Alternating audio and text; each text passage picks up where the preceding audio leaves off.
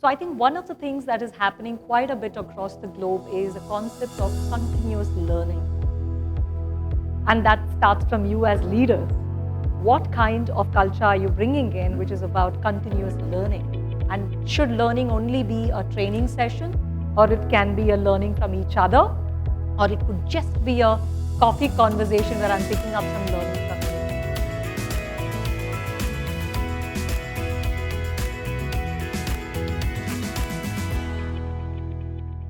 We're now going to have a conversation between myself, and I'm going to bring up a wonderful facilitator based in Bangalore.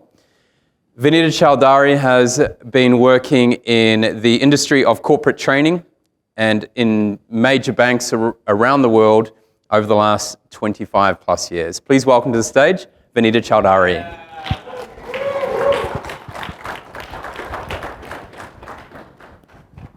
Hey, Craig. Hey, Vinita, welcome. It's so good to see you. We were in Bangalore last week, so it's nice to have you back. Yeah.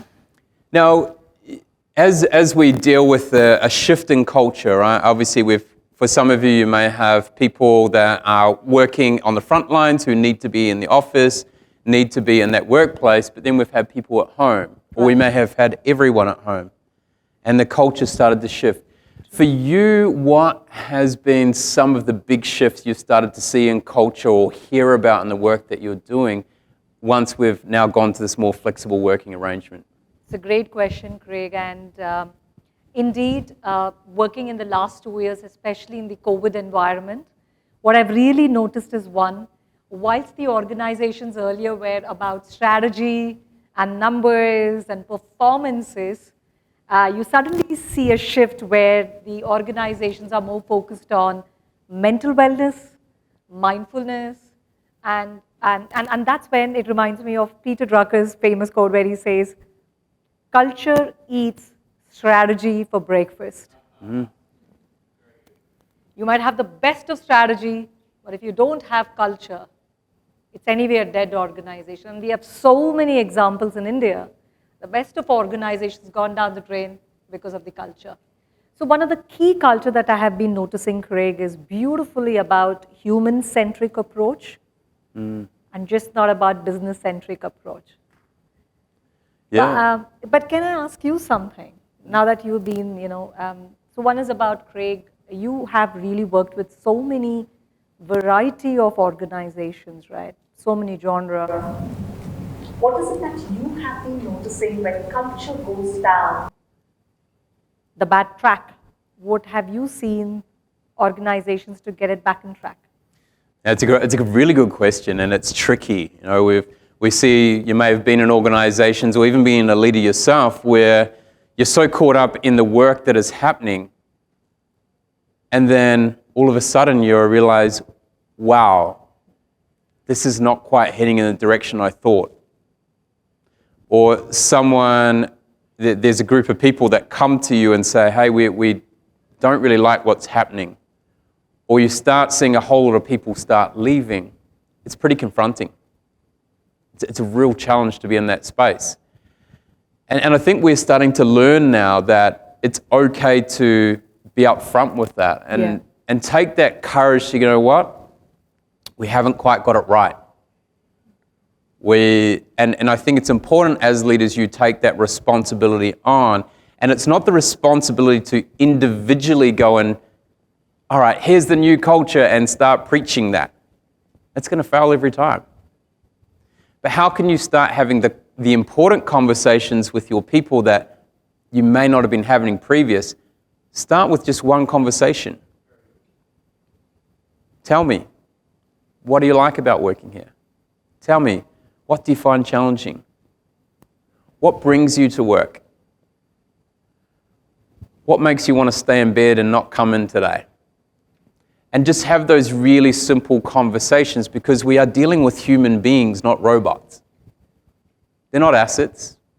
People are not our greatest assets. People are our greatest priority.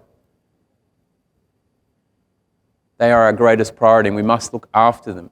And so once we start those conversations, then it's important to then actually ask them, what sort of behaviors do you think are important for this company to go forward? What sort of ways should we be working now? Allow them to drive it. Yes, you've got to facilitate it, but don't be the one dictating it. True.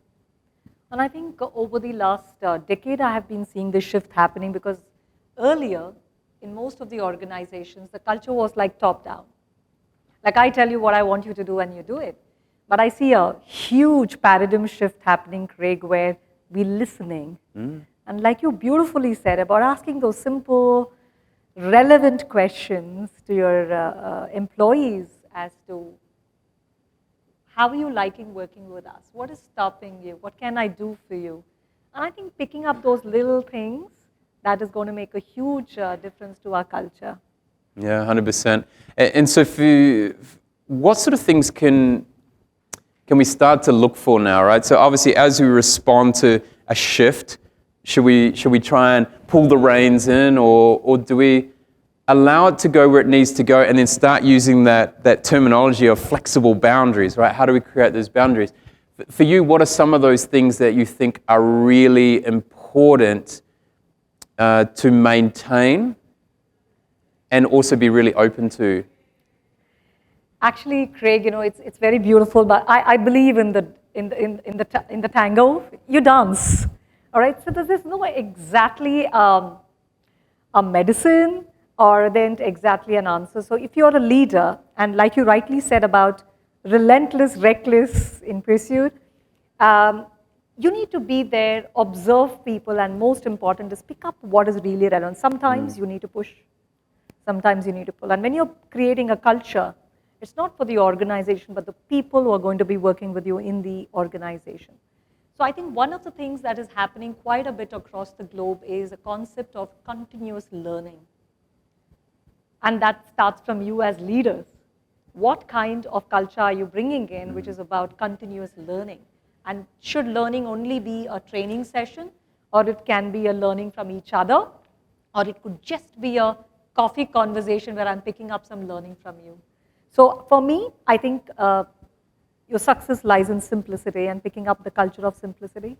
100%. You know what we've forgotten in this world is to pull out this thing and just ring someone.